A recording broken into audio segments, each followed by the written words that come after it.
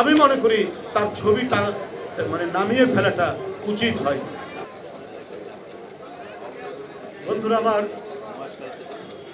বন্ধুরা আমার এই একটা কথা আমরা বলি, দেখুন আমাদের সাথে পার্থক্যটা কোথায়। শেখ মুজিবুর রহমান বাকশাল কায়েম করেছিলেন, স্বাধীনতার পরে সব দল নিষিদ্ধ করেছেন, গণতন্ত্র হত্যার ধারা তার হাত দিয়ে এসেছে।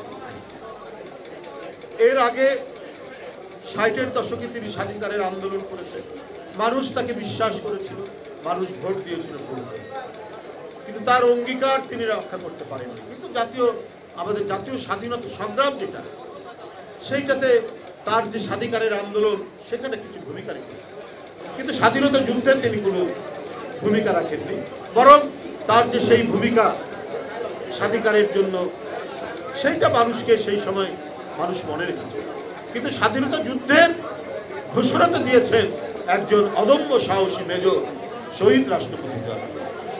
তারপর থেকে দেশ স্বাধীন হলো, আওয়ামী লীগ ক্ষমতায় আসলো, আমরা দেখেছি তাদের হাত দিয়ে হত্যা, গুম, খুন, আমরা দেখেছি রক্ষী বাহিনীর অত্যাচার, এগুলো সবই আছে। ৭৫-এর ১৫ই আগস্ট ঘটল, খন্দকার মোশতাক বঙ্গভবন থেকে শেখ মুজিবের ছবি নামিয়ে দিয়েছে। জিয়াউর রহমান ৭ই নভেম্বরে সিপাহ জনতার ঐতিহাসিক বিপ্লবের মাধ্যমে রাষ্ট্র ক্ষমতার পাদপ্রদীপের আলোয় তিনি উদ্ভাসিত হলেন। শহীদ রাষ্ট্রপতি জিয়াউর রহমান কিন্তু শেখ মুজিবের ছবি বঙ্গভবনে তিনি আবার সেখানে পুনঃস্থাপন করলেন। আমার আজকে যারা এই অন্তর্বর্তীকালীন সরকারে আছে, আমি একটা সংবাদ পড়েছি, সেইটা পড়েই বলছি যে এটা সরকারের একজন উপদেষ্টা মাহফুজ সাহেব জানিয়েছেন যে বঙ্গভবন থেকে শেখ মুজিবের ছবি নামানো হয়েছে। দেখুন, এটা করেছেন ঠিক আছে, কিন্তু সময় তো সবসময় একরকম যায় না। যার যতটুকু ইতিহাসে অবস্থান আছে সেটা থাক। আপনারা স্বাধীনতার পরে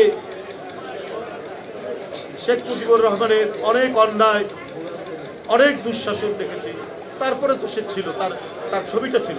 জিয়াউর রহমান কিন্তু তার ছবি পুনঃস্থাপন করেছে। আমি মনে করি তার ছবিটা নামিয়ে ফেলাটা উচিত হয়।